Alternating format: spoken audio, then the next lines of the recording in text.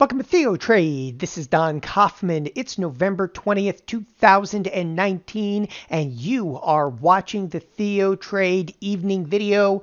We are just seconds after the cash close. You can see the S&Ps are down just about 10, 11 points. I mean, this is almost dubbed the day we almost sold off. Now, the action that we saw specifically, mid-trading day, was due to the fact that there's, quite a number of rumors flying that the trade deal happens to be, once again, it's on the rocks. Effectively, they're saying that the trade deal is now going to be pushed off until after the first of the year. So maybe trouble in paradise. You know, this is something that I covered in detail in last night's video. There had to be a reason behind why the administration met with Jerome Powell. This is quite possibly that reason. Now, one aspect, as the market has just closed, there's nothing yet definitive on this front. The administration has yet to come out and actually, really solidify some of the news that's out there that this trade deal might not necessarily happen in the days, weeks, or even months to come.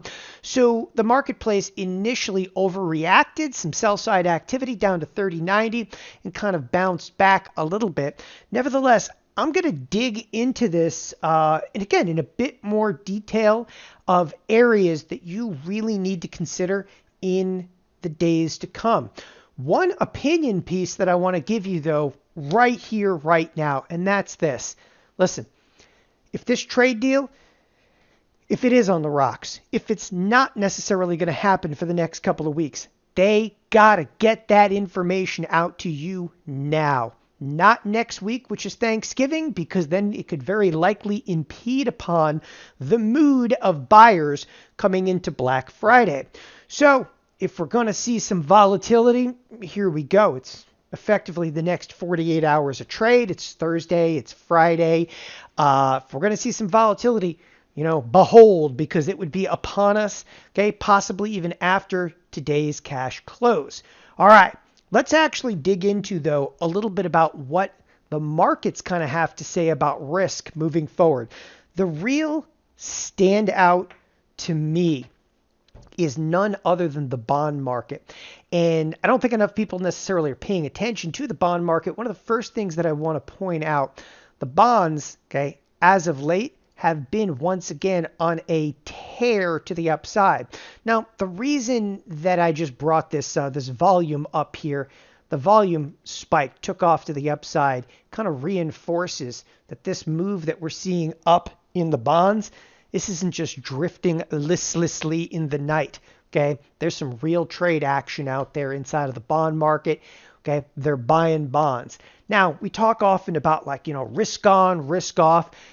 This is indicative of trade and traders possibly getting ready for some risk to hit the S&Ps.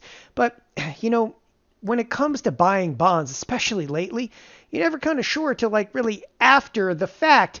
Nevertheless, you have to view what's going on inside of the bonds in the last couple of trading sessions as they're trying to get, again, this is, big capital trying to get their money out of the way, or they simply don't want to invest right now inside of the S&Ps when we're at all-time highs. So it's something to really kind of consider, but that isn't necessarily the argument that I want to make right now. The argument that I would like to make is that the bonds rallying, are really going to take the TNX. Now, the TNX is the interest rate. Again, it's the interest rate associated with none other than the 10-year. So if we take a look at this interest rate right now, we've backed off quite considerably. We're just threatening that 2% level. All of a sudden now we're back down to that, 1.7 kind of percent in this neighborhood. So we're back down to 1.7%. Okay, maybe that's good for the economy. Yeah, it might be good for the economy, but it's terrible for the financials. And the financials, those things right now, that's my biggest focal point, because you see how much the interest rates have come back down, and the financials, they're totally flat. They're staring at the face of the interest rates and they're laughing at this point. My kind of inclination on this, okay, is that there is more and more pressure just building on these financials every single day. And we're very likely to see any more movement up in the bond market, okay, is going to cause a snap inside of these financials. And that snap could be an event that takes, 50 cents off the financials in a hurry. Now, we were headed that direction today. And again, market just didn't go for it, didn't take the bait. We actually bounced back out of it. So you have this market that, in the S&Ps that just feels it's a Teflon marketplace. Okay, not even negative news about the trade deal, and it's apparently the trade deal that's been driving us to these new highs. Okay, not even the trade deal talk can actually really pull back those financials for more than a few hours at a time. Nevertheless, okay, we believe that the bonds are going to continue to weigh on the financials to the point that they'll likely snap. You'll see, 40, 50 cent move down inside of the financials, which of course cause some sell side activity specifically into the broader S&Ps. Now, before I go really too much deeper, there are some strong points out of today's marketplace, and I think it's also incredibly important to denote that. Oil happens to be one of them, and I've been talking extensively about this oil range that's been 57.5 down in the neighborhood of 56. We broke to the downside of that range today, recouped every ounce of it and then some. And what that did is it kind of put a bid under the energy sector, and it's a big bid. I mean, listen, energy isn't this monstrosity of a sector anymore. But when energy, and I'm looking specifically here at the XLE, when energy is up 1%, you better believe that that's going to be a stabilizing bid into the S&Ps, and you saw just that today. The other stabilizing bid to the S&Ps, and you cannot count out the weight of Boeing. You're like, what? One individual stock? We're not even talking about a sector? No, it's Boeing. Because Boeing drives a tremendous amount, okay, of what goes on inside of the Dow.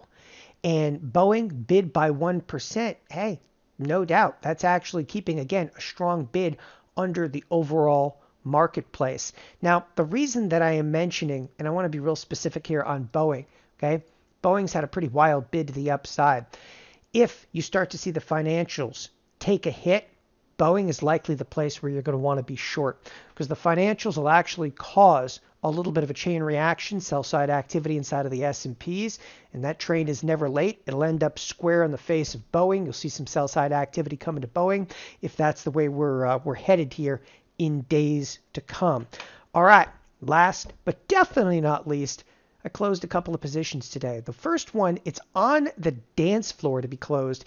I did an entire video specifically about Apple and this just statistically insane move that we've seen in Apple.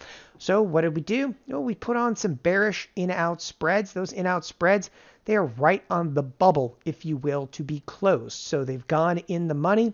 We're on the bubble to be closed inside of Apple. The other one that has effectively closed is none other than Caterpillar. Now, I still maintain and will sustain a couple of positions inside of Caterpillar.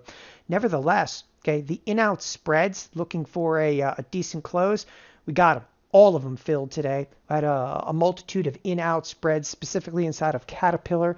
And this is exactly the kind of thing that you should be doing with these in-out spreads is the marketplace, hey, it gave us today a glimpse of volatility. And that's all you really need to get some of your strategies off and get them off profitably.